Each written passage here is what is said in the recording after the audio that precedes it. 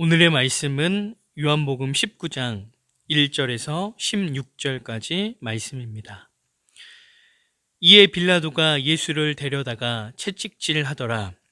군인들이 가시나무로 관을 엮어 그의 머리에 씌우고 자색 옷을 입히고 앞에 가서 이르되 유대인의 왕이여 평안할지어다 하며 손으로 때리더라. 빌라도가 다시 밖에 나가 말하되 보라, 이 사람을 데리고 너희에게 나오나니 이는 내가 그에게서 아무 죄도 찾지 못한 것을 너희로 알게 하려 함이로라 하더라. 이에 예수께서 가시관을 쓰고 자색 옷을 입고 나오시니 빌라도가 그들에게 말하되 보라, 이 사람이로다 하매 대제사장들과 아랫사람들이 예수를 보고 소리질러 이르되 십자가에 못 박으소서, 십자가에 못 박으소서 하는지라. 빌라도가 이르되 너희가 친히 데려다가 십자가에 못 박으라. 나는 그에게 죄를 찾지 못하였노라. 유대인들이 대답하되 우리에게 법이 있으니 그 법대로 하면 그가 당연히 죽을 것은 그가 자기를 하나님의 아들이라 함이니이다. 빌라도가 이 말을 듣고 더욱 두려워하여 다시 관정에 들어가서 예수께 말하되 너는 어디로부터냐 하되 예수께서 대답하여 주지 아니하시는지라. 빌라도가 이르되 내게 말하지 아니하느냐? 내가 너를 놓을 권한도 있고 십자가에 못 박을 권한도 있는 줄 알지 못하느냐? 예수께서 대답하시되 위에서 주지 아니하셨더라면 나를 해할 권한이 없었으리니 그러므로 나를 내게 넘겨준 자의 죄는 더 크다 하시니라. 이러함으로 빌라도가 예수를 놓으려고 힘썼으나 유대인들이 소리질러 이르되 이 사람을 놓으면 가이사의 충신이 아니니이다. 무릇 자기를 왕이라 하는 자는 가이사를 반역하는 것이니이다. 빌라도가 이 말을 듣고 예수를 끌고 나가서 돌을 깐 뜰 히브리 말로 가바다에 있는 재판석에 앉아 있더라. 이날은 유월절의 준비일이요 때는 제6시라. 빌라도가 유대인들에게 이르되 보라, 너희 왕이로다. 그들이 소리 지르되 없이 하소서, 없이 하소서, 그를 십자가에 못 박게 하소서. 빌라도가 이르되 내가 너희 왕을 십자가에 못 박으랴. 대제사장들이 대답하되 가이사 외에는 우리에게 왕이 없나이다 하니 이에 예수를 십자가에 못 박도록 그들에게 넘겨주니라. 아멘. 빌라도는 예수님과의 대화를 통해 예수님께 아무 죄도 없음을 발견했습니다. 그래서 그는 2번씩이나 예수님의 무죄를 사람들 앞에서 선언했습니다. 그는 마땅히 예수님을 석방해야 했습니다. 그러나 그는 예수님을 십자가에 못 박으라는 판결을 내리고 말았습니다. 빌라도가 내린 판결의 과정 속에서 그가 저지른 죄악 2가지를 발견하게 됩니다. 첫째는 진리를 듣지 않았습니다. 예수님의 말씀을 들은 사람들의 반응은 2가지로 나뉩니다. 예수님을 영접하고 믿음을 갖는 것과 끝내 예수님을 거절하는 것인데 빌라도는 예수님께 진리의 말씀을 듣고도 끝내 주님을 거절하였습니다. 그는 진리가 무엇인지 물을 수는 있었으나 그것을 들을 귀는 가지고 있지 못했습니다. 그는 예수님의 말씀보다 사람들의 외침에 더 민감한 사람이었습니다.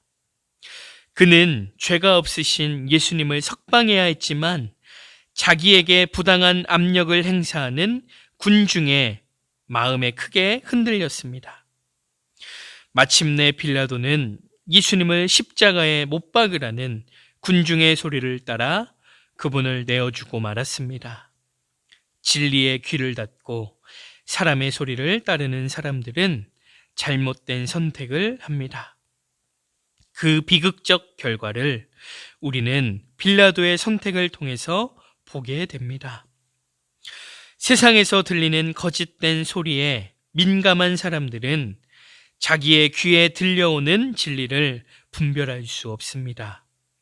그 귀가 세상의 거짓된 소리 때문에 둔감해졌기 때문입니다. 예수님은 지금도 우리가 마땅히 들어야 할 진리의 말씀을 들려주고 계시는데 우리가 빌라도처럼 말씀을 분별하지 못하고 제대로 반응하지 못하고 있을지도 모릅니다. 우리가 마땅히 귀 기울여야 하는 것은 세상의 시끄러운 소리가 아니라 오직 하나님께서 말씀하시는 진리입니다. 진리의 말씀을 듣길 원한다면 우리를 유혹하는 세상의 거짓되고 현란한 소리에 거리를 둬야 합니다. 두 번째는 하나님을 두려워하지 않았습니다.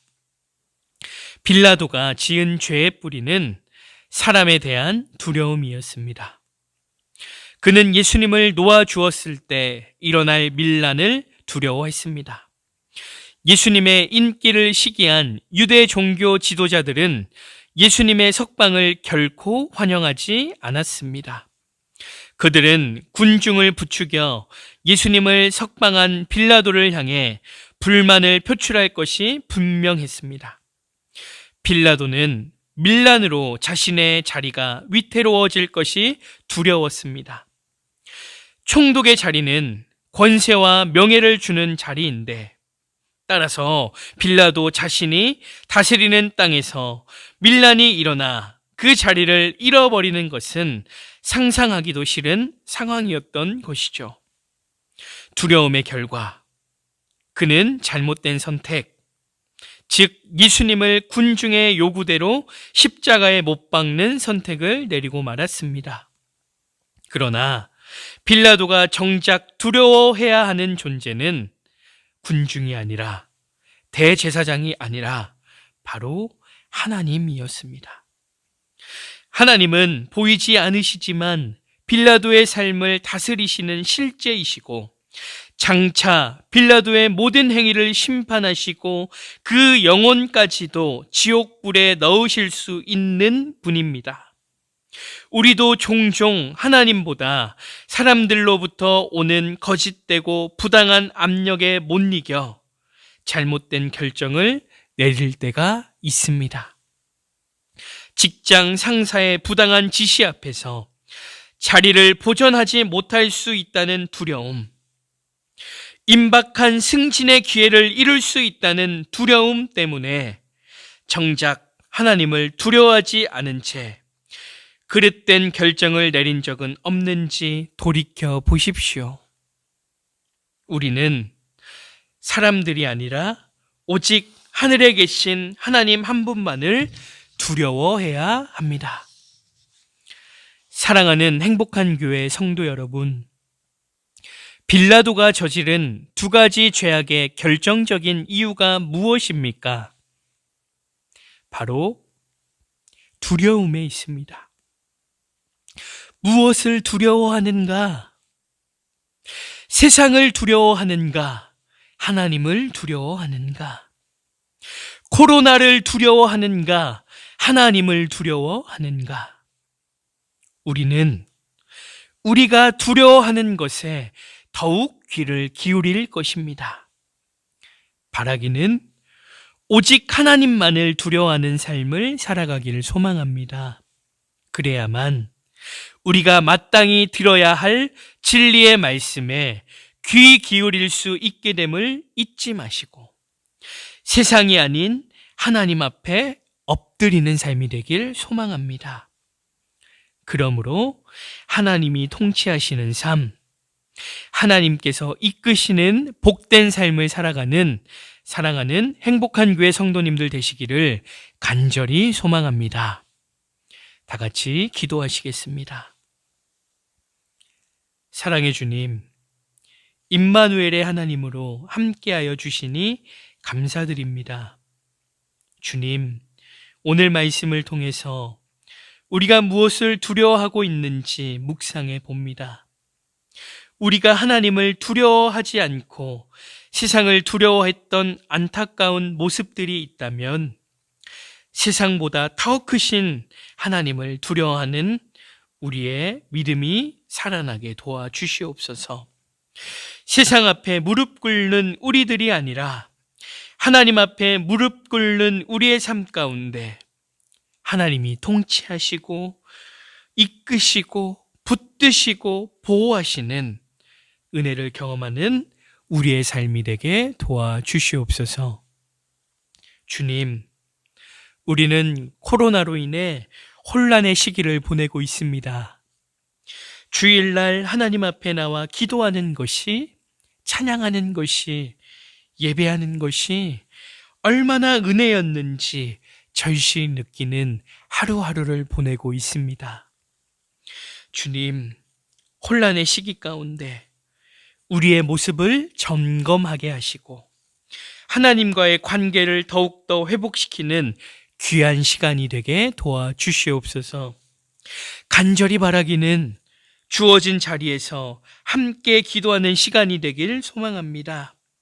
한마음 한뜻으로 서로가 기도하는 행복한 교회 성도들이 되게 하시고, 그러므로 이 나라와 열방이 코로나로부터 평안을 찾는 은혜를 허락하여 주시옵소서.